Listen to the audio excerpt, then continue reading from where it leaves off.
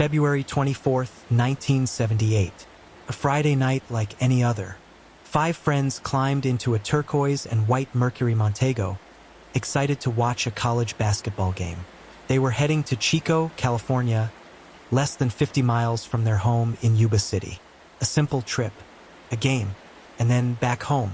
None of them knew they would never return.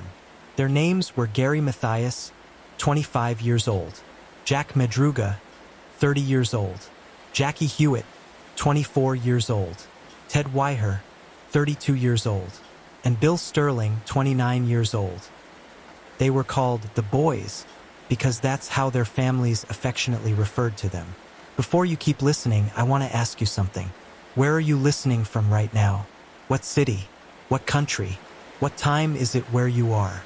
Let me know in the comments, because the story I'm about to tell you happened on a cold winter night in a forest that still keeps its secrets. If you're intrigued by unsolved mysteries, subscribe to this channel, like this video, share it with someone who loves true crime, and turn on notifications because you won't want to miss how this story ends. Now, back to those 5 friends. They all had mild intellectual disabilities or psychiatric conditions. Ted and Jackie functioned on the autism spectrum, though in the 70s it wasn't diagnosed that way. Bill and Jack Madruga were considered slow learners, and Gary Mathias had been diagnosed with schizophrenia after serving in the army. But none of that really defined them. What defined them was their love of basketball. They played together on a team called the Gateway Gators, sponsored by the Yuba City Vocational Rehabilitation Center. And the next day, February 25th, they had their first game in a Special Olympics tournament. A tournament they'd been waiting for weeks. The winners would receive a week-long vacation in Los Angeles. Their uniforms were laid out on their beds, their new shoes freshly cleaned, everything ready for the big day. But first, the game in Chico.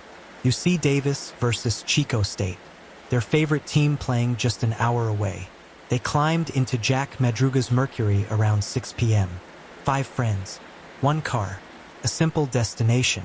What nobody knew was that something would go terribly wrong, and that 4 months later, when the snow finally melted, what they would find in the mountains would be so disturbing, so impossible to explain, that this case would become known as America's Dyatlov Pass. Because what happened to these 5 men that night defies all logic. And to this day, nobody really knows what happened. They arrived in Chico without any problems. The trip was normal.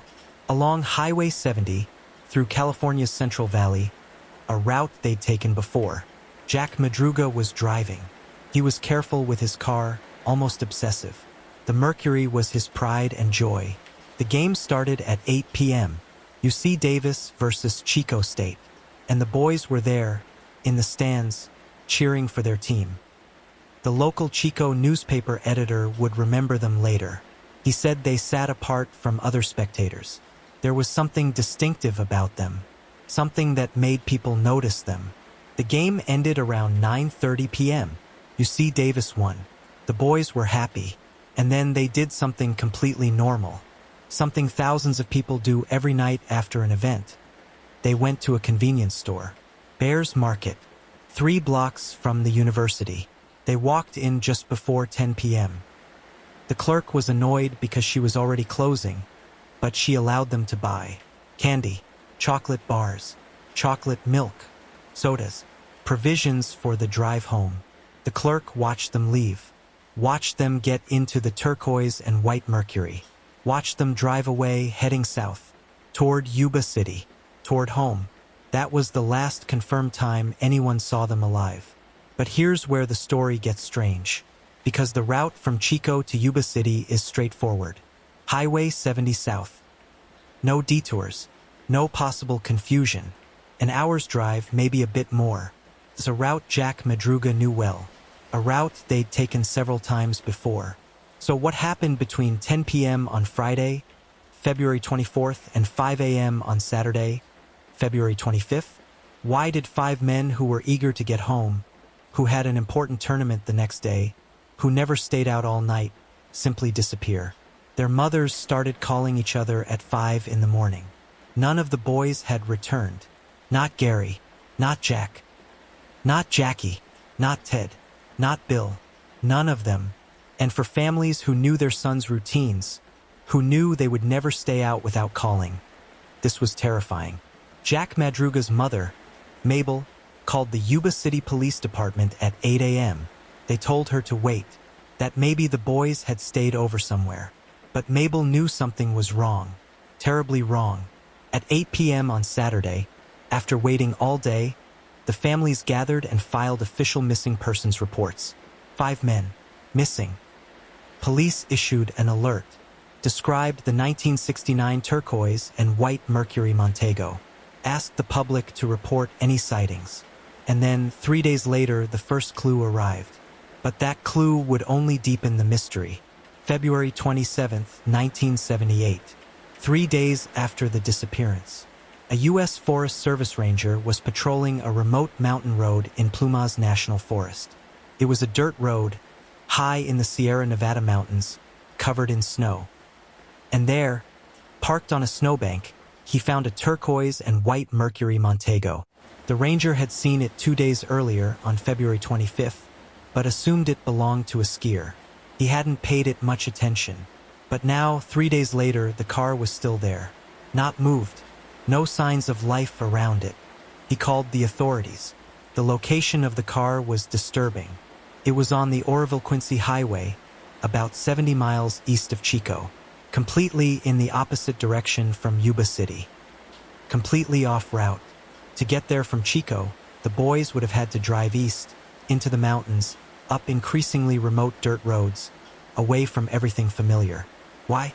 When investigators examined the car, what they found was even more puzzling. The Mercury was in perfect working condition. The engine was fine.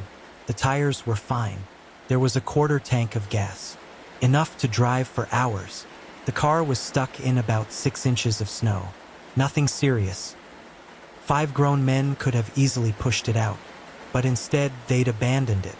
The doors were unlocked. One window was slightly open. The snacks they'd bought at Bear's Market had been consumed. The wrappers were in the car, but the men weren't there. And strangest of all, the car keys were missing. Investigators began to search. They tracked the area around the car. They looked for footprints in the snow. They looked for signs of struggle, of violence, of anything that would explain why the men had left a perfectly functional vehicle in the middle of the snowy mountains. They found nothing conclusive, but a witness came forward with a story that, if true, made everything even more terrifying. His name was Joseph Shans, and what he saw that night on the mountain would change everything. Joseph Shans was 55 years old. He was a cardiologist from Yuba City who owned a cabin in the mountains near where the Mercury was found. On the night of February 24th, Shans had driven toward his cabin, but his car got stuck in the snow on the gravel road, not far from where Madruga's Mercury would later be found. And then, while trying to free his car, he suffered a heart attack. What happened next, according to Shans, was so strange that investigators weren't sure if they could believe him. Shans said that around 11:30 p.m., while lying in his car recovering from the heart attack, he saw headlights approaching from behind him. 2 vehicles. One was a car. The other was a pickup truck. The vehicles stopped about 20 feet from his car. Shans yelled for help, but the vehicles immediately turned off their lights. Then he heard voices, whistling, the sound of people moving around in the darkness. And then, according to Shans, he saw something even stranger. He saw what he thought was a group of men, a woman, and a baby, walking in the headlights of another vehicle. He yelled for help again. The lights went off. The voices stopped. Everything went silent. Shans spent the rest of the night in his car. When his gas ran out and the cold became unbearable, he walked 8 miles down the mountain to seek help. On the way, he passed by Madruga's Mercury. It was parked exactly where he'd seen the group of people the night before. But Shans didn't think much about it at the time. Only when he heard about the disappearances on the news, days later, did he contact police. His story raised disturbing questions. Had he really seen the Yuba County Five that night? Were they with a woman and a baby? Or had the pain and trauma of the heart attack made him imagine everything? Investigators verified his story as much as they could. His car was where he said it was. The people who picked him up the next morning confirmed he'd been stuck on the mountain. But the part about the woman and baby could never be confirmed. Investigators never found evidence that a woman and baby were on the mountain that night. And Shans was known locally as someone who sometimes exaggerated or fabricated stories. So could they trust his testimony? They didn't know, but it was all they had. Meanwhile, time was passing, and the snow in the mountains was getting deeper with each passing day. Searching Plumas National Forest in the middle of winter was almost impossible. The snow was several feet deep in some areas. The terrain was treacherous. Temperatures dropped well below freezing at night. If the boys were out there, how long could they survive? Families prayed. Volunteers searched. Helicopters flew overhead when weather permitted. But they found nothing. February became March. March became April. April became May. And the snow began to melt. June 4th, 1978. More than 3 months after the disappearance. A group of motorcyclists was exploring trails in Plumas National Forest. They were in a remote area, about 19 miles north of where the mercury had been found. They came upon a camp that the Forest Service maintained for firefighting crews during fire season. There were several trailers there, all locked up for the winter. One of the trailers had a broken window. The motorcyclists approached, and then they smelled something. Something terrible. Something dead.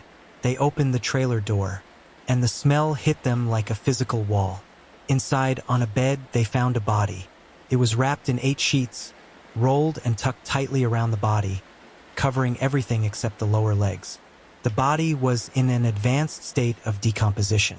But from personal items found nearby, a wallet with cash, a nickel ring with Ted engraved on it, a gold necklace. Investigators were able to quickly identify him. It was Ted Weiher. Ted Weiher, 32 years old, the biggest of the group, the gentle giant who always smiled at strangers. He was dead, and the circumstances of his death were completely baffling. When he left his house on February 24th, Ted was freshly shaved. Now he had a long, full beard. Based on the beard growth, medical examiners estimated he'd been alive for 8 to 13 weeks after the disappearance, almost 3 months. Ted had survived in that trailer for almost 3 months, and then he died of starvation and hypothermia. That alone was tragic. But what made the case go from tragic to completely incomprehensible were the details of what was inside the trailer, and what Ted hadn't used. Pause here for a moment. Are you still with me? What time is it where you are? Where are you listening from? Let me know in the comments. And if you haven't subscribed yet, this is the moment. Like this video, share it. Turn on notifications, because what I'm about to tell you now is the part that makes this case truly one of the most disturbing in American crime history. When investigators fully examined the trailer where Ted Weiher died, what they found left them completely baffled. The trailer was fully stocked to survive. There was a fireplace, with firewood stored nearby, with matches, with paperback books and wooden furniture that could have easily been burned for fire. Ted never lit a fire. Not a single attempt. There was heavy forestry clothing, thick coats, boots, gloves, clothing that could have kept a man warm in the brutal cold of the winter mountains. Ted never put on the clothing. He was wearing a velour shirt and lightweight pants when he died. Inadequate for the weather, there was a propane tank connected to the trailer. A full tank that could have provided heat and fuel for cooking. All they had to do was turn on that gas, said Yuba County Lieutenant Lance Ayers to reporters, and they would have had gas for the trailer and heat. Ted never touched the propane tank. And then there was the food. In a storage shed outside the trailer, there were C rations. Individual military rations, canned, pre-cooked, and ready to eat. There was enough food to feed 5 men for a year. Ted had opened 36 cans. He'd eaten something, but the vast majority of the rations remained untouched. And in a cabinet in the same shed, there was an even larger supply of dehydrated food. Enough to keep all the men alive for months and months. Ted never opened that cabinet. Why? Ted Weiher had lost between 80 and 100 pounds when he died. He weighed only 120 pounds. He had literally starved to death, surrounded by food. He had died frozen, with heat available just feet away. His feet were severely frostbitten, gangrenous. 3 toes on his right foot and 2 toes on his left foot had fallen off, and his shoes were never found. But in the trailer, investigators found Gary Mathias's sneakers, which suggested Gary had also been in the trailer. That perhaps he'd taken Ted's shoes, which were better for the snow, and left. But where to? The sheets tightly tucked around Ted's body suggested someone else had been there with him when he died. Ted couldn't have wrapped himself like that, not with the gangrenous feet he had. Someone had cared for him. Someone had tucked him in, and then left him. On a table beside the bed was a gold watch. The crystal was missing. Ted's family said it didn't belong to him. Whose watch was it? Investigators processed the scene for days. They took photographs. They documented everything. They searched for answers, but every answer generated more questions. And then, 2 days after discovering Ted's body, they found more bodies. June 6, 1978, 2 days after finding Ted. Search teams were combing the area between the trailer and where the mercury had been found, about 19 miles apart. About 11 miles from the trailer, on opposite sides of the road, they found the remains of Jack Madruga and Bill Sterling, best friends, found separated by the road, both dead from hypothermia. Scavenger animals had been at the bodies. Of Bill Sterling, only bones remained. Of Madruga's body, more remained, but it too had been partially devoured by wildlife. Based on the location of the bodies, it seemed they'd never made it to the trailer. They died on the way, walking through deep snow without proper clothing, without appropriate shoes. Why hadn't they stayed with the car? Why had they walked toward the mountains, away from civilization, into a winter wilderness? 2 days later, on June 8th, they found Jackie Hewitt. His father, who had insisted on joining the search despite police telling him not to, was the one who found Jackie's jacket. When he picked it up, Jackie's spine fell out of the jacket. Jackie's remains were found about 2 miles northeast of the trailer, which suggested he may have made it to the trailer with Ted and Gary, but then left. Why? Was he looking for help? Did he get lost?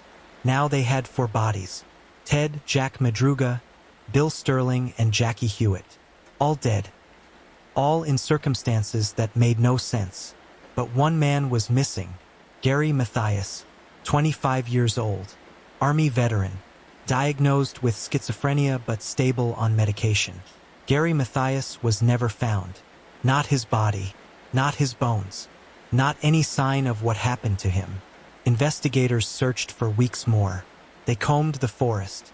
They followed every lead, every theory, but Gary Mathias had completely disappeared. And with his disappearance, any possibility of truly understanding what had happened that night disappeared. Because Gary was the only one in the group who had survival experience. The only one who'd served in the army. The only one who would know how to use a military P-38 can opener to open the ration cans. And investigators believed Gary had been in the trailer with Ted, based on the opened cans and the sneakers he left behind. So what happened to Gary Mathias? In the months and years that followed, countless theories emerged about what happened to the Yuba County Five. Theory 1. They got lost ***. Maybe after the game they took a wrong turn. Maybe they wanted to visit Gary's friends in the small town of Forbestown and got confused near Oroville, which put them on the mountain road. But this theory had problems. Jack Madruga knew the area well. He'd driven to Chico many times, and the route from Chico to Yuba City was incredibly straightforward. There were no confusing turns.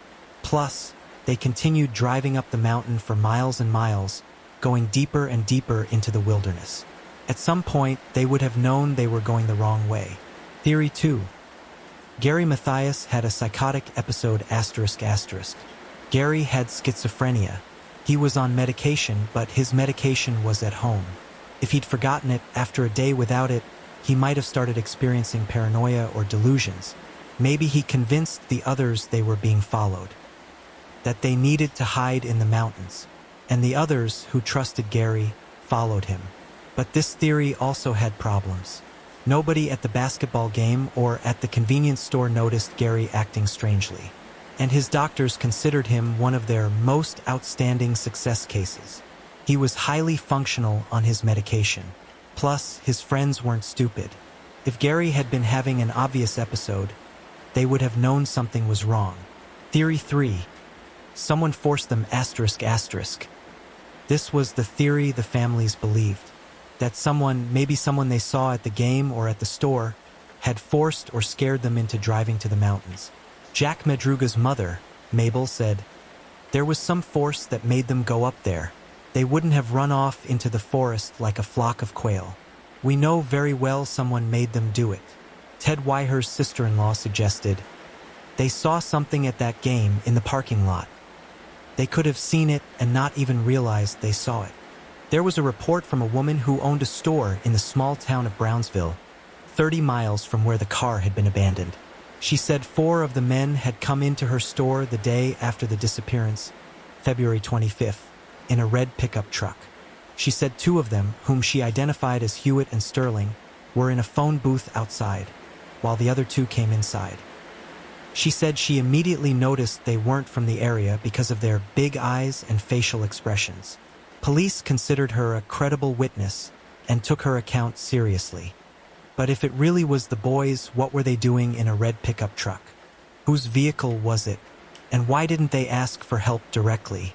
Theory 4. Fear of authorities. Some investigators speculated the boys might have broken the trailer window to get in. And since they knew it was locked, they might have feared being arrested for burglary or trespassing if they used anything they found there. This would explain why Ted didn't use the propane, the food, the clothing. He was afraid of stealing things that didn't belong to him. But this theory doesn't explain why they didn't make fire with the materials already available, or why they didn't leave the trailer to seek help once they realized they were in trouble. No theory explained all the facts, and with Gary Mathias missing, they could never know the complete truth. Gary Dale Mathias remains the most puzzling piece of this puzzle. He was the only one who'd served in the army, the only one with survival training, the only one who would know how to navigate in the wilderness, how to use military equipment, how to stay alive in extreme conditions. And he was the only one whose body was never found. For decades, people speculated about what happened to Gary. Some believed he'd been responsible for taking the others to the mountains, that during a psychotic episode, he'd convinced them they were in danger and needed to hide. Others believed Gary was as much a victim as the rest, that something or someone had forced them all up that mountain. And some believed Gary might have survived, that somehow he'd managed to get out of the mountains and started a new life elsewhere. His sister, Tammy Phillips, said in the Netflix documentary Files of the Unexplained, "I think he was weeks without his medication, which would have impacted his mental health. I don't think he made it out of there any more than the other boys did." But others weren't so sure. Jack Madruga's niece, Kathy Roberts, claimed the 4 men were afraid of Gary, that his mental condition made him unpredictable and sometimes frightening. Could Gary have done something that scared them so much they fled into the cold without proper shoes, without proper clothing? In October 2020, the Yuba County Sheriff's Department issued a letter saying, "It is believed Gary Mathias is a victim of a criminal act.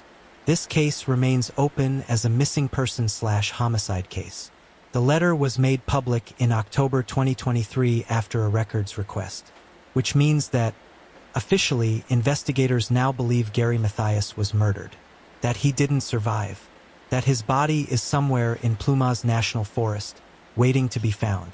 Or maybe it will never be found. The forests are vast. There are millions of acres of mountainous, dense, wild terrain. A body could disappear there and never be discovered, especially if animals got to it first.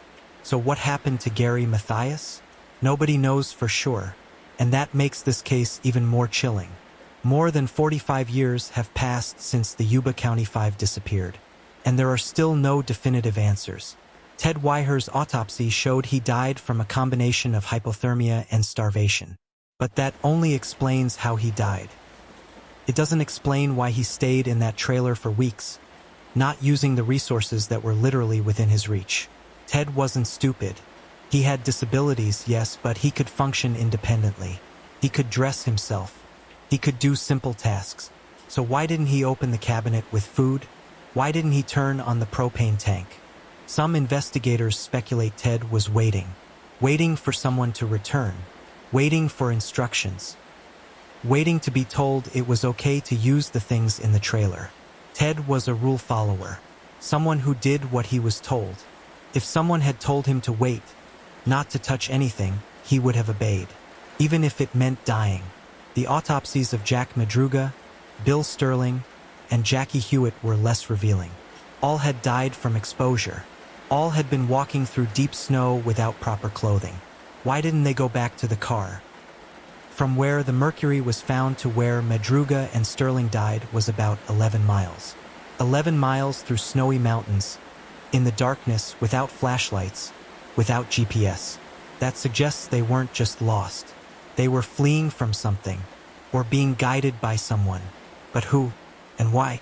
Joseph Shans, the man who said he saw them on the mountain that night, died in 1990. He took his secrets to the grave. He could never fully clarify what he saw, what he heard, what really happened. The woman from the store in Brownsville who said she saw 4 of the men in a red pickup truck could never definitively identify them, and the truck was never found. The families searched for answers for years. Jack Madruga's mother, Mabel, spent the rest of her life investigating, talking to journalists, pressuring police, demanding they not forget about her boys. She died in 2013, never knowing what happened to her son. Ted Weiher's mother, Imogene, also spent decades searching for answers. She died in 2010, equally without resolving the mystery. And for the families that remain, the pain doesn't fade. It only transforms. It becomes a permanent presence, a weight that never disappears. This case is known as America's Dyatlov Pass for good reason. In February 1959, 9 experienced hikers died in mysterious circumstances in Russia's Ural Mountains. It became known as the Dyatlov Pass incident. The hikers had fled their tent in the middle of the night, many in underwear, leaving behind shoes, warm clothing, and supplies. They were found months later, dead from hypothermia, with inexplicable injuries and evidence they'd been terrified of something. The parallel with Yuba County is haunting. In both cases, people who should have known better abandoned safety in deadly conditions. In both cases, they left behind resources that could have saved them. In both cases, some survived for weeks before finally succumbing to the elements. And in both cases, nobody really knows what made them act so irrationally. In the Dyatlov case, theories include avalanches, military testing, encounters with hostile indigenous people, and even paranormal activity. In the Yuba County case, theories are equally varied. An encounter with criminals, a mass psychotic episode, irrational fear, or some traumatic event that made them flee. But no theory explains all the facts. And like Dyatlov Pass, the Yuba County case will probably never be fully solved. There are too many missing pieces, too many dead witnesses, too much time has passed. But that doesn't stop people from trying to solve the mystery. Over the years, darker theories have emerged about what could have happened to the Yuba County Five. The organized crime theory. Some believe the boys might have witnessed something they shouldn't have seen. Maybe they saw a drug deal. Maybe they saw a murder. And someone chased them to make sure they couldn't testify. This theory would explain why they drove toward the mountains. They were being pursued. It would explain why they abandoned the car. They'd been caught up to and were being threatened. But it doesn't explain why there were no signs of violence on most of the bodies.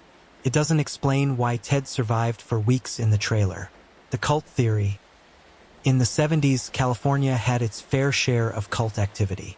Some speculate the boys might have been targeted by a cult that practiced some kind of ritual involving isolation and suffering. This theory has no real evidence to support it, but it persists on the internet. The government experiment theory. The trailer's location was near military installations. Some conspiracy theorists believe the boys might have stumbled upon some kind of classified experiment and were silenced. Again, no evidence, But the theory exists. The theory that Gary did it. This is perhaps the darkest theory of all. That Gary Mathias, during a psychotic episode, somehow convinced or forced the others up the mountain. That he kept them captive in the trailer. That he controlled when they could eat, what they could use. And then, when they were all dead or dying, he escaped. Maybe he committed suicide somewhere remote. Maybe he kept walking until he died. Jack Madruga's niece hinted at this theory, saying the other men were afraid of Gary. But this theory has significant problems. How would Gary have controlled for grown men for weeks? Why wouldn't they have left the trailer when he was sleeping or distracted? And if Gary were responsible, why open cans for Ted? Why tuck him in sheets when he was dying? Nothing fits completely. The Yuba County 5 case has fascinated generations of true crime investigators, psychologists, amateur detectives, and podcasters. It's appeared in countless TV shows, documentaries, and articles. In 2024, Netflix released Files of the Unexplained, with a full episode dedicated to the case. The case has been discussed on Reddit forums, Facebook groups, YouTube channels. People still debate what could have happened, still propose new theories. And occasionally, someone claims to have new information. In 2017, a man claimed Gary Mathias had been living in a small Montana town for years. Police investigated. It turned out to be a case of mistaken identity.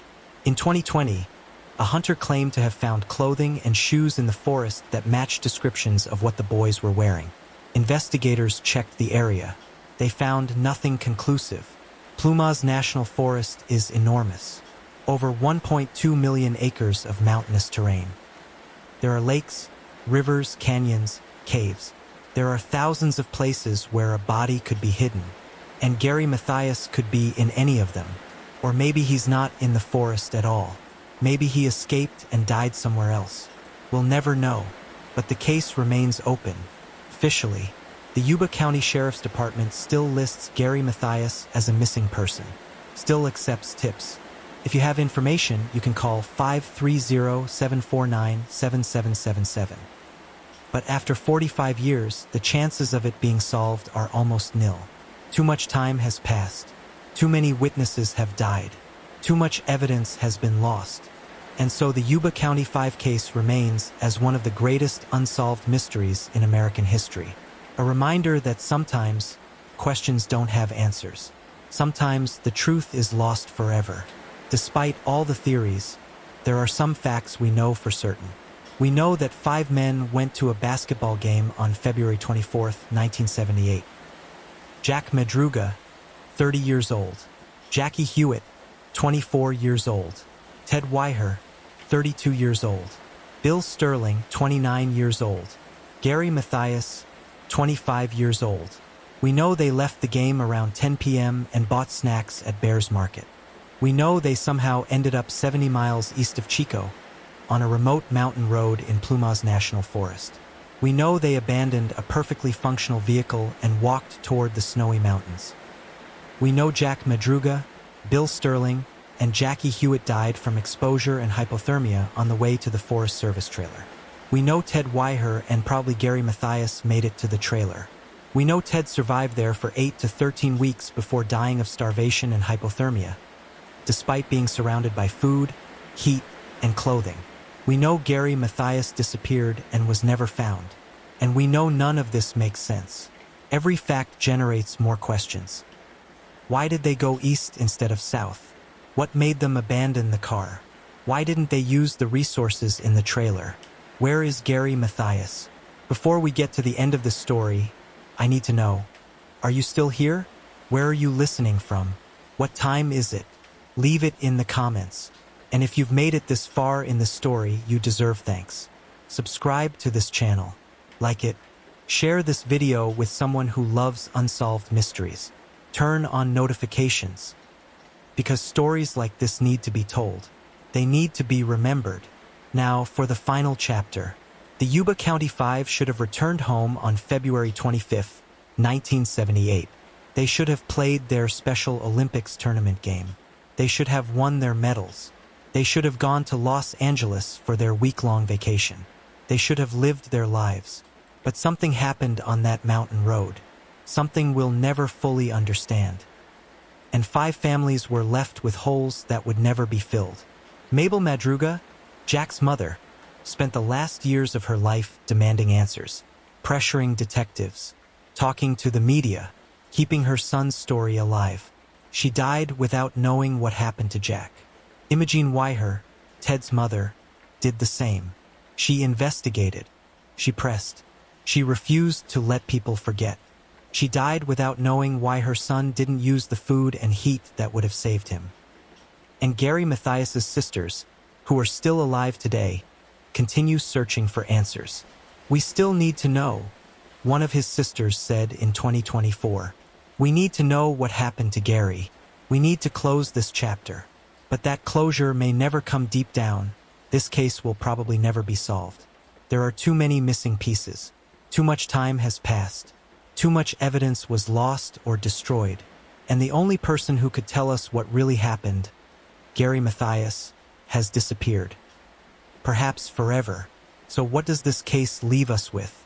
It leaves us with a warning that the world is stranger and more dangerous than we think. That inexplicable things happen. That sometimes people disappear and we never know why. It leaves us with empathy for 5 men who just wanted to watch a basketball game, for their families who never stopped searching, for the investigators who did everything they could. And it leaves us with mystery, with questions that will never be answered, with a puzzle that will never be completed.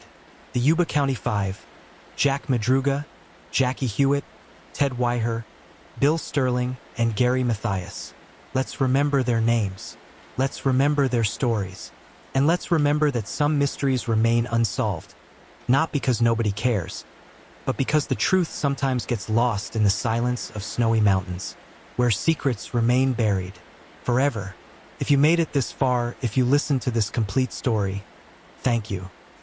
Thank you for keeping the memory of these 5 men alive. Thank you for caring. Subscribe to this channel if you haven't already. Like this video. Share it with someone who appreciates unsolved mysteries and true crime. Turn on notifications for more stories like this. And let me know in the comments. Where did you listen to this story from? What time is it where you are? And what do you think is the most likely explanation for what happened to the Yuba County 5? Thank you for listening. Until the next story. It was an ordinary Friday night in Alcácer, a quiet town near Valencia, Spain.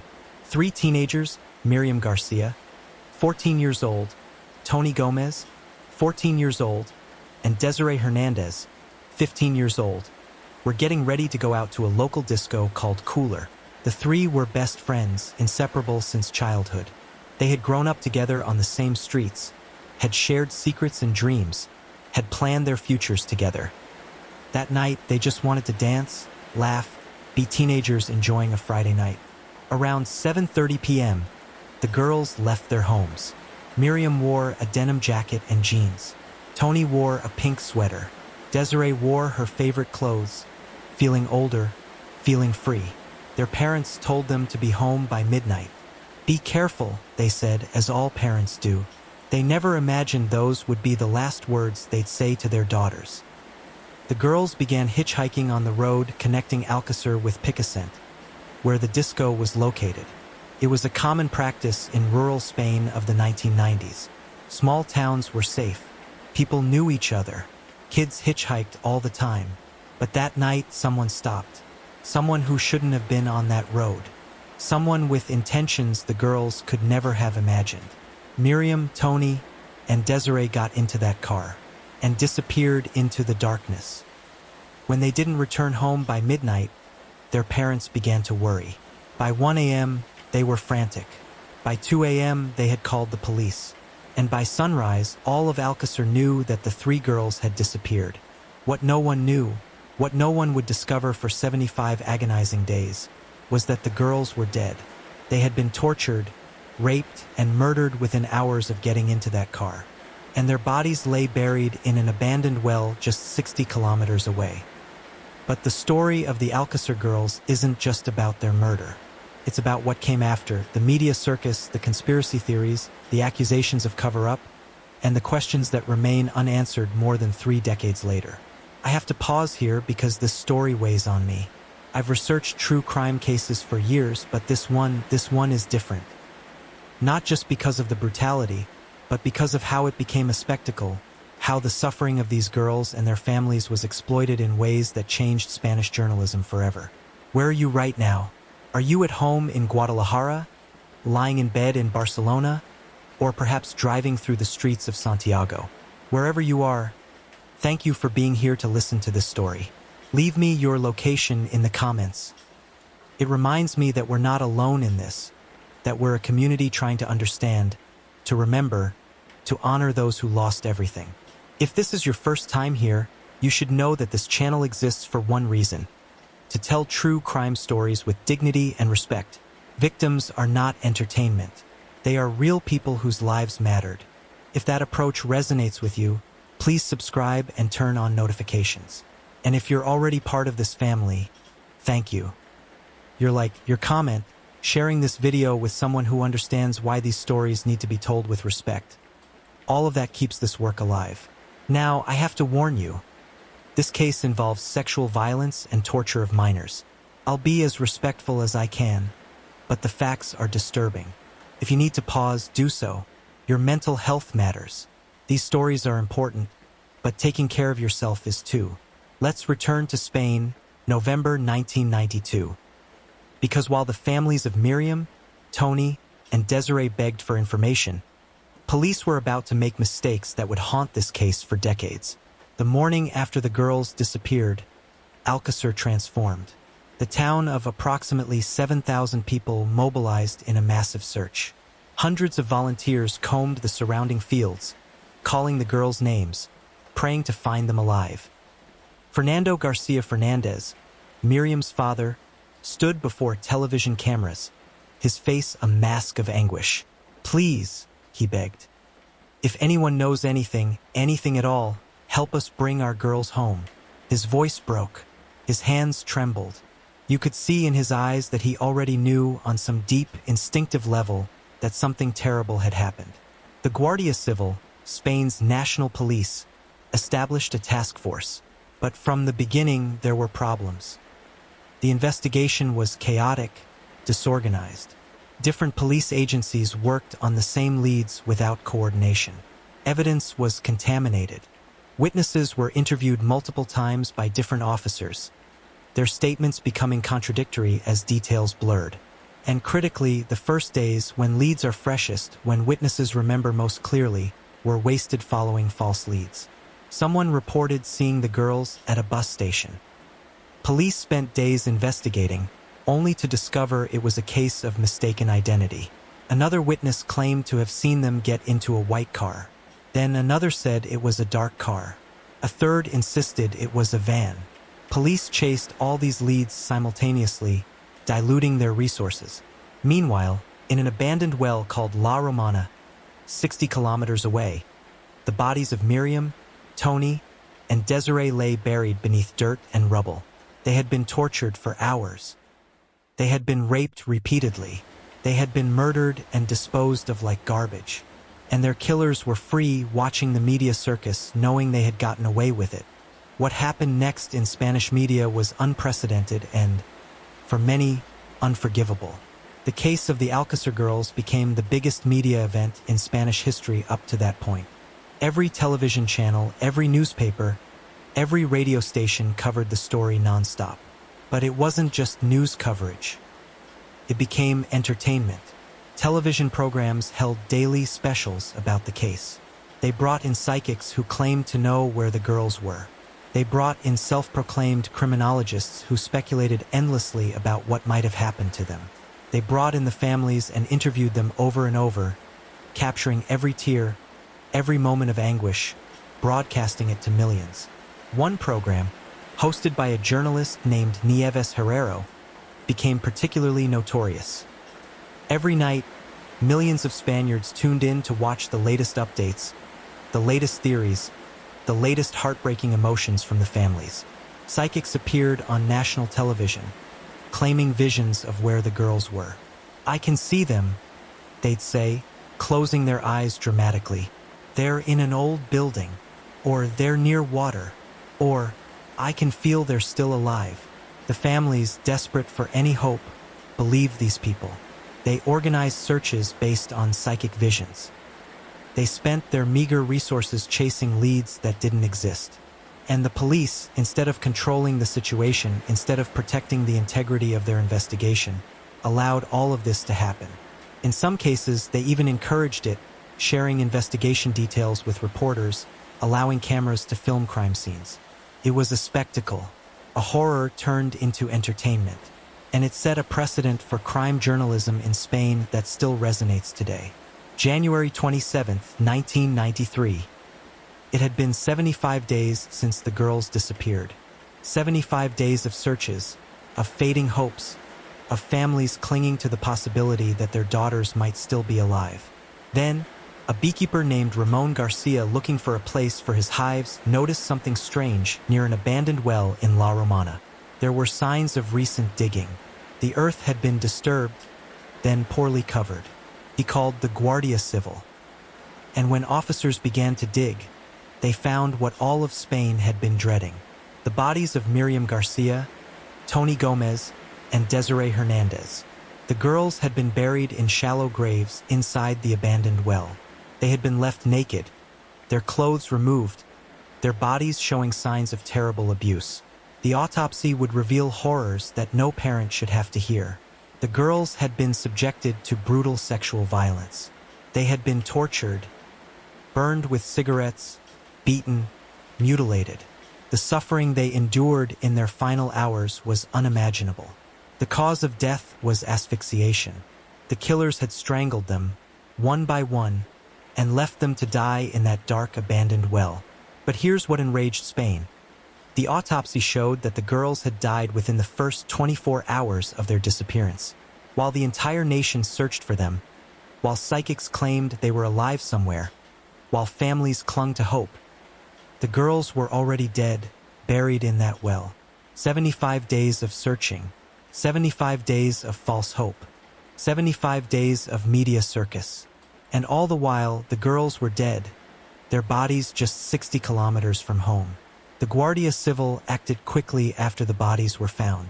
They had leads, witness testimonies, forensic evidence from the disposal site, behavioral patterns that pointed to a certain type of criminal. On January 28, 1993, just one day after the bodies were found, they arrested two men, Antonio Angles Martins and Miguel Riquet Tarrega. Angles, 27 years old, had a criminal history that should have raised immediate alarms. He had been arrested for rape, robbery, assault. He was known in his hometown of Cattarauja as violent, unpredictable, dangerous. Riquet, 32 years old, was Angles' brother-in-law. He was less violent than Angles but had his own criminal history of petty theft and assault. Police were also looking for a third man, Angles' brother Enrique Angles, but he provided an alibi that was accepted. The investigation focused on Antonio Angles and Miguel Riquet. Miguel Riquet confessed almost immediately. He described in graphic detail how he and Angles had picked up the girls hitchhiking. They had taken them to the abandoned well. They had tortured and raped them for hours. They had murdered them and buried them. Riquet's confession was detailed, specific, and absolutely horrific. He described who did what. He described how the girls had begged for their lives. He described the final moments of each girl. It was compelling evidence. Too compelling, some would later argue, because there were aspects of Riquet's confession that didn't add up, details that contradicted forensic evidence, claims that seemed designed to minimize his own role while maximizing Angles. But police had their confession. They had their man. Or at least they had one of them, because Antonio Angles had disappeared. This is where the case becomes even more controversial. Antonio Angles, the alleged mastermind behind the murders, the more violent of the two, managed to evade capture for days after the bodies were found. Police knew they were looking for him. They knew he was dangerous, yet somehow he managed to remain hidden, moving through Spain undetected. On January 29, 1993, 2 days after the bodies were found, Angles appeared at the port of Valencia.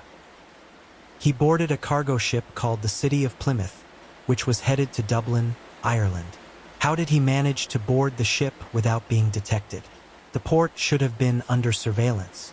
His photograph had been distributed to all law enforcement. Yet somehow he got onto that ship. The official explanation is that he stowed away in a cargo container.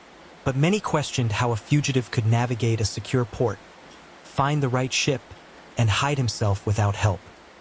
Once aboard, Angles allegedly hid during the 4-day voyage to Dublin.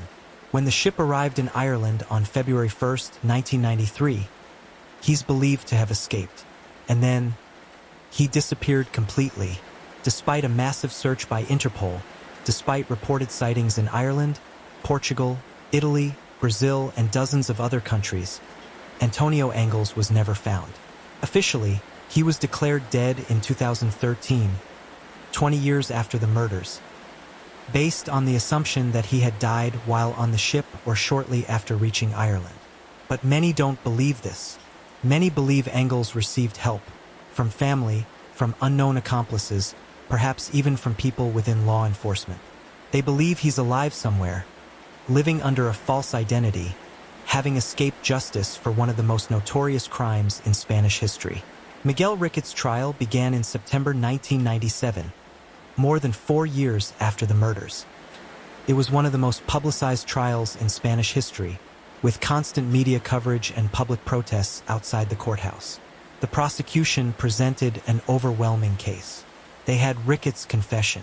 They had forensic evidence linking him to the disposal site. They had witness testimony placing him in the area the day the girls disappeared. Riquet's defense argued that he had been coerced by Antonio Angles, that he was too afraid to disobey, that his participation was minimal. They portrayed Riquet as a victim of Angles too, a weak man controlled by a more powerful monster. But the evidence told a different story. Forensic testimony suggested Riquet had actively participated in the tortures and murders. The details in his confession, though he later tried to recant it, showed intimate knowledge of the crimes. The victims' families attended the trial every day. They sat in the courtroom, forcing themselves to listen to horrific details of how their daughters had suffered, looking directly at the man who had helped kill them. Fernando Garcia, Miriam's father, testified about the impact his daughter's loss had on his family. "She was our light," he said, tears streaming down his face. "She had her whole life ahead of her, and this man took it from her for... why? For pleasure? For fun?" On September 23, 1997, the verdict was delivered. Miguel Riquet was found guilty on 3 counts of murder, rape, and kidnapping. He was sentenced to 170 years in prison, the harshest sentences allowed under Spanish law at the time. But under Spanish law, the maximum time anyone can actually serve is 40 years, regardless of sentence. Which meant that Riquet, if he lived long enough, would eventually be released. And Antonio Angles was still free. Chapter 9. The questions that won't go away. From the moment the bodies were found, questions arose about the official investigation. And as years passed, those questions only grew louder, more insistent.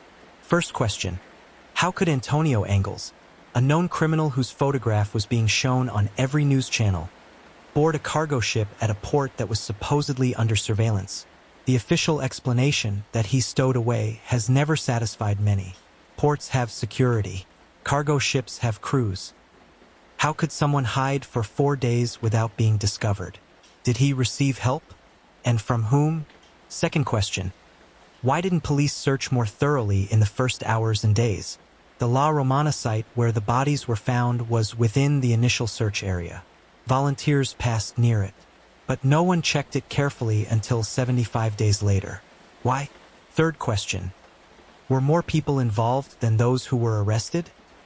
Some witnesses reported seeing 4 men in the car that picked up the girls, not 2.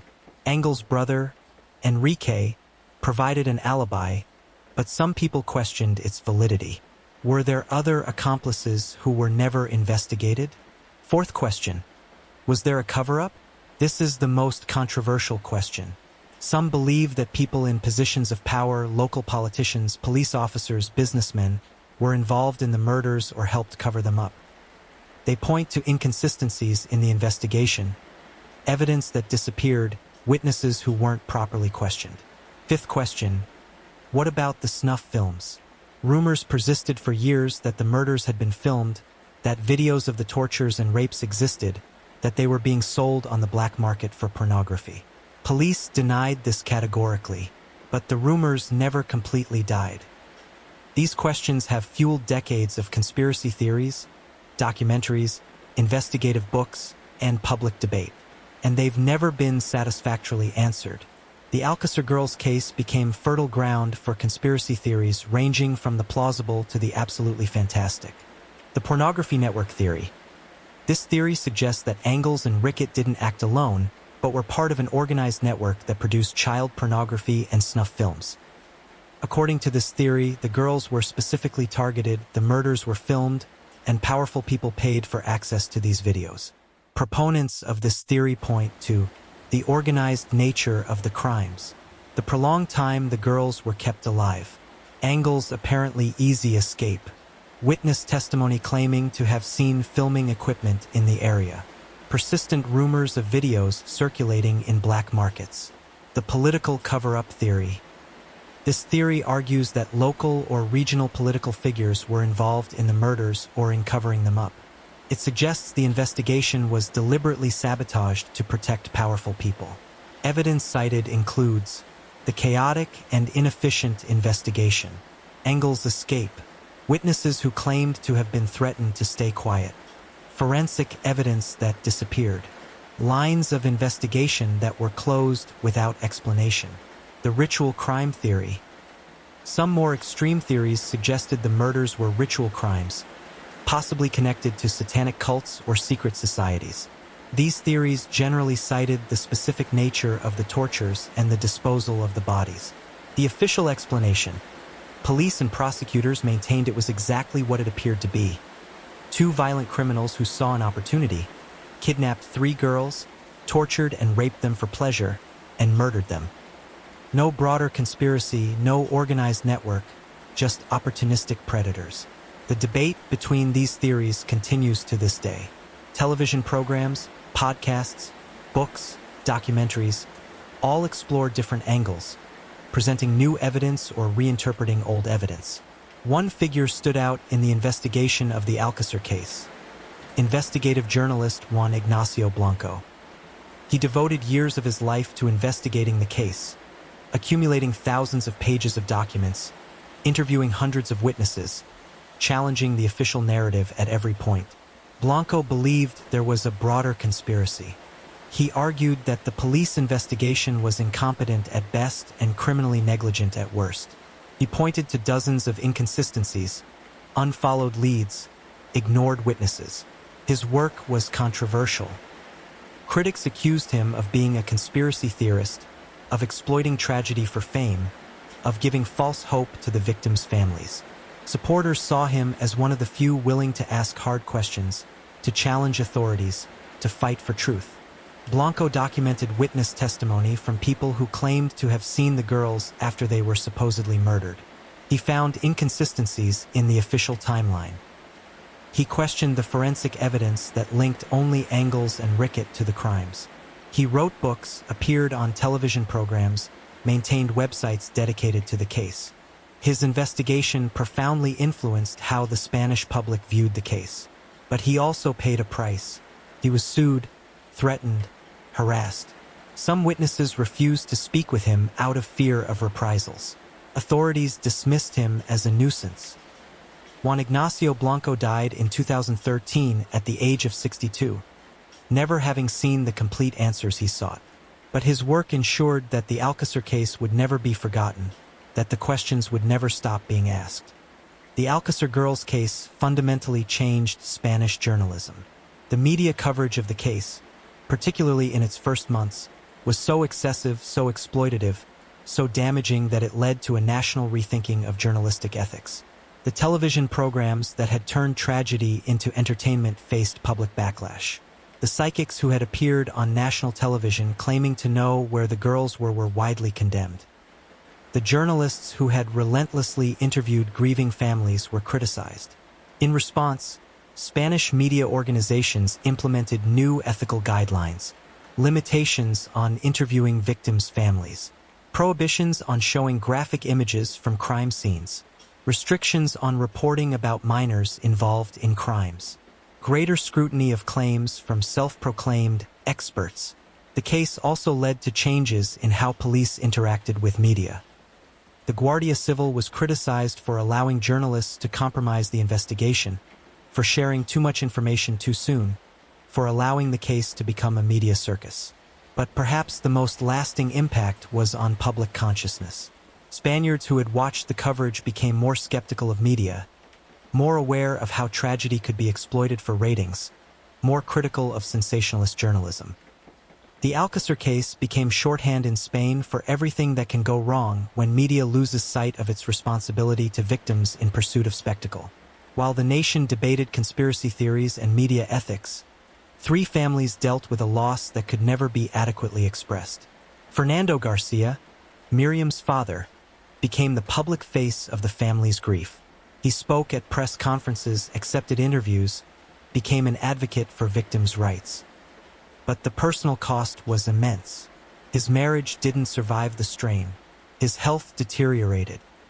He lived with the weight of knowing exactly how his daughter had suffered in her final hours.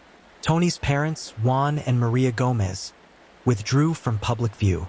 They couldn't bear the constant reminder, the cameras, the questions. They tried to rebuild their lives in private to find some path forward. But the loss of their daughter defined them, a grief that never diminished. Desiree's parents, Manuel and Nieves Hernandez, struggled with anger in addition to grief. Anger at the killers, anger at the system that had failed them, anger at the media that had exploited their daughter's death. Manuel became a vocal critic of how the case was handled, demanding answers that never came. All 3 families had to live in a world where their daughters became national symbols instead of just being their girls, where strangers debated theories about how their daughters died, where the entertainment industry profited from their tragedy, and they had to live knowing that one of the men who killed their daughters, Antonio Angles, never faced justice, that he might be alive somewhere, free, while their girls lay in graves. For more than 2 decades, the search for Antonio Angles continued. Reported sightings came from around the world: Ireland, Portugal, Italy, Brazil, Argentina, even as far as Japan.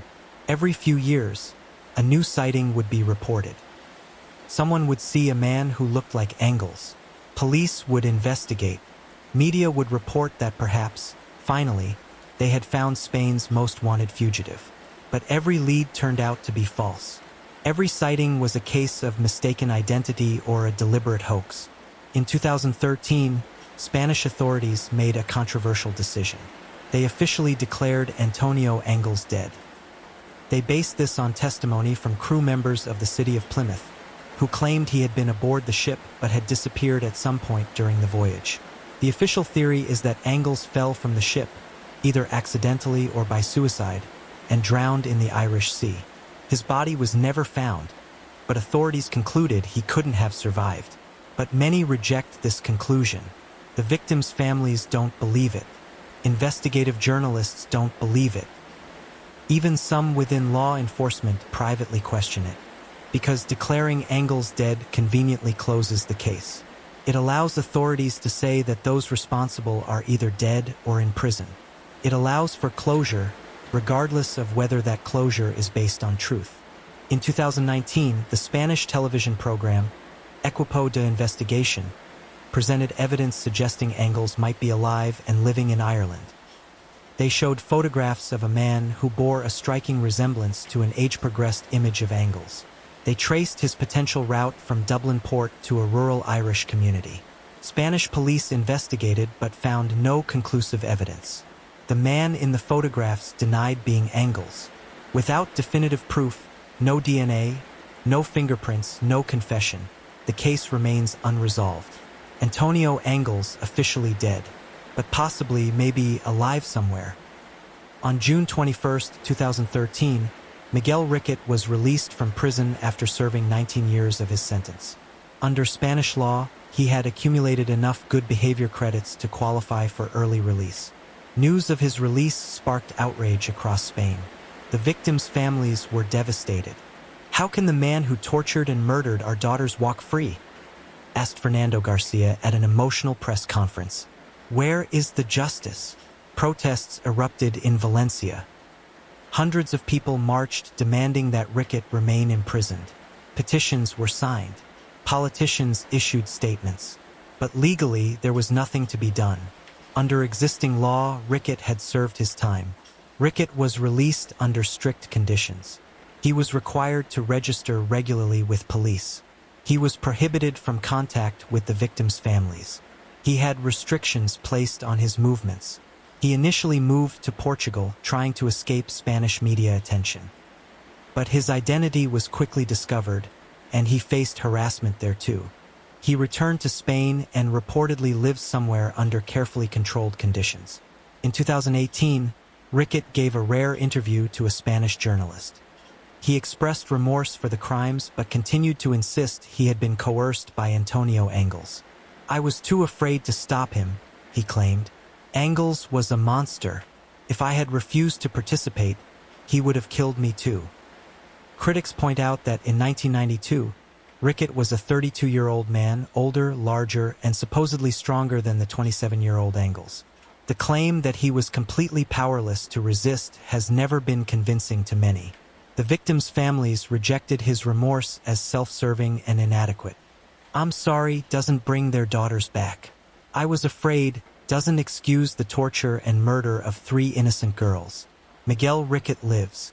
Miriam, Tony, and Desiree do not. Of all the conspiracy theories surrounding the Alcácer case, none has persisted more tenaciously than claims that snuff films were made, videos of the tortures and murders, and sold on black market pornography markets. Police have consistently denied that such videos exist.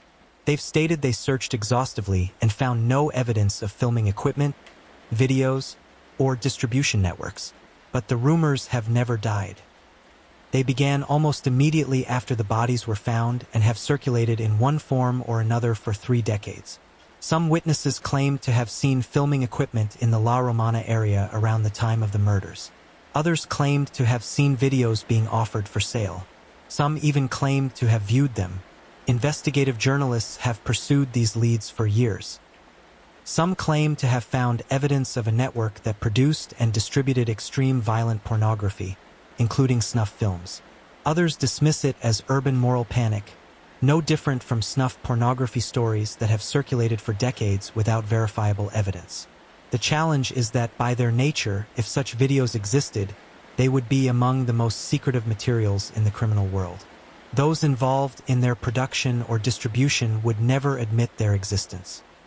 Buyers would never come forward, and without an actual video in the hands of authorities, it's impossible to prove or disprove their existence.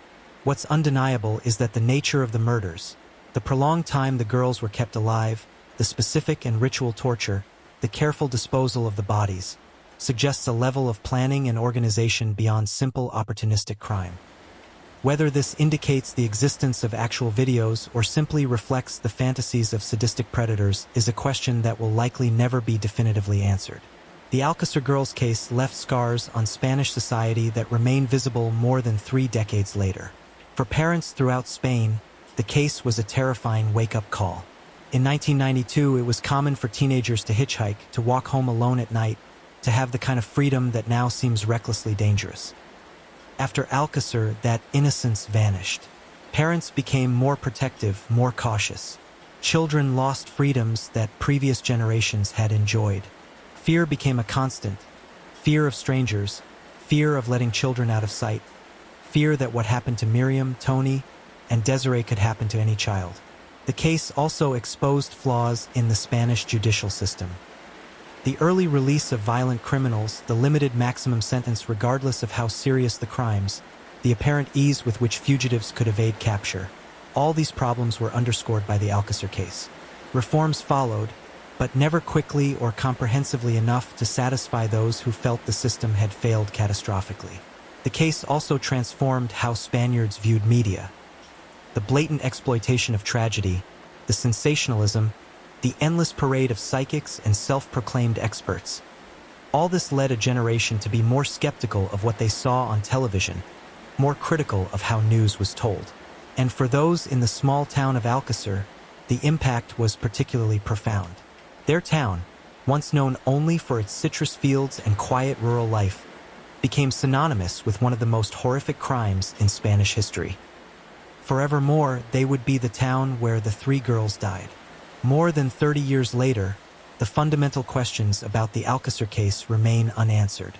Is Antonio Angles alive or dead? If alive, where is he? How did he manage to evade capture for so long? Did he receive help, and from whom? Did Miguel Riquet tell the truth about his level of participation? Was he really coerced by Angles, or was he an equal participant? Was his confession complete and accurate, or was he protecting others? Were more people involved besides Angles and Riquet? What about the witnesses who reported seeing 4 men in the car? What about Angles' brother, whose alibi was never thoroughly verified? Was the investigation incompetent, or was there a deliberate cover-up? Why were so many leads not followed? Why did evidence disappear? Why were witnesses ignored? Were snuff films made? Was this part of an organized network of violent pornography? Or were they simply opportunistic criminals who saw 3 vulnerable girls and acted on their predatory impulses? Every question leads to more questions. Every answer raises new doubts. And after 3 decades, the truth seems more elusive than ever. What is known with certainty is limited. 3 innocent girls were kidnapped, tortured, and murdered. Miguel Riquet was convicted and served time, though many feel it wasn't enough. Antonio Angles escaped justice, either because he's dead or because he managed to flee and hide. The investigation was deeply flawed, allowing evidence to be lost and leads to go cold. Media exploited the tragedy in ways that changed Spanish journalism. The families never received complete justice or closure. Beyond these basic facts, almost everything is debatable, questionable, uncertain. It's important, amid all the conspiracy theories and debate about media ethics and police competence, to remember who Miriam Garcia, Tony Gomez, and Desiree Hernandez really were. They weren't just victims. They weren't just a famous case. They were real girls with real lives, with families who loved them, with dreams about their futures. Miriam was 14 years old. She loved to dance. She wanted to be a hairdresser. She was known for her laughter, her kindness, how she always included everyone. Her friends remembered her as the one who kept the group together, the one who made everyone feel welcome. Tony was also 14 years old. She was quiet, thoughtful, loved to read. She dreamed of traveling, of seeing the world beyond her small town. Her teachers remembered her as a diligent student who always did her work, who treated everyone with respect. Desiree was 15 years old. She was the leader of the group, the confident one, the one who planned their adventures. She wanted to study medicine to help people. Her family remembered her as brave, determined, someone who knew what she wanted and pursued her goals. They were 3 normal girls from a normal small town. Their crime was wanting to go dancing on a Friday night. Their mistake was trusting the wrong people. They deserved long lives filled with love, laughter, achievements. They deserved to grow up, go to college, fall in love, have careers, maybe their own families. They deserved all the ordinary experiences that make up a well-lived life. Instead, their lives were brutally cut short at 14 and 15 years old, and their deaths became a national spectacle. Their suffering exploited for ratings, their names forever associated with one of Spain's most notorious crimes. But those who knew them refused to let them be defined only by how they died. They insist on remembering how they lived, as bright, loving girls with all the potential in the world. As we reach the end of this story, I need you to understand something. There's no real closure here. No neat resolution. Just questions, grief, and the weight of injustice. Antonio Angles, alive or dead, never faced trial. Miguel Riquet served less than 20 years for helping to torture and murder 3 girls. The families never got the answers they deserved. And the complete truth, what really happened that night, who else might have been involved, whether there was a broader conspiracy. remains buried under layers of incompetence, possible corruption, and decades of speculation. The Alcacer girls' case stands as a reminder of how systems can fail, of how tragedy can be exploited, of how justice sometimes simply doesn't arrive. But it also stands as a reminder of why these stories must be told. Not for entertainment, not for sensationalism, but to remember, to honor, to ensure that Miriam, Tony, and Desiree are not forgotten. As you prepare for sleep tonight, listening to the rain, think about three girls who just wanted to dance. Think about how it should have been an ordinary night, music, laughter, the simple joy of being young. Think about their families, who have lived for more than 30 years with grief that never diminishes, with questions that have never been answered, with justice that was never fully served. Think about how fragile safety is, how quickly joy can continue 47 turned to tragedy, how important it is that the institutions designed to protect the vulnerable actually do their job. The small town of Alcacer has a memorial for the three girls. On the anniversary of their disappearance each year, people still come to leave flowers, to remember, to ensure they're never forgotten. Because that's what we can do. When justice fails, when answers remain elusive, when the system falls short, we can remember. We can honor. We can say their names. Miriam Garcia, Tony Gomez, Desiree Hernandez. Three girls who deserved better. Three lives that mattered. Three futures stolen by inconceivable violence. Rest in peace, girls. Your story has been told with the respect it deserves. And though complete justice may never come, you will never be forgotten.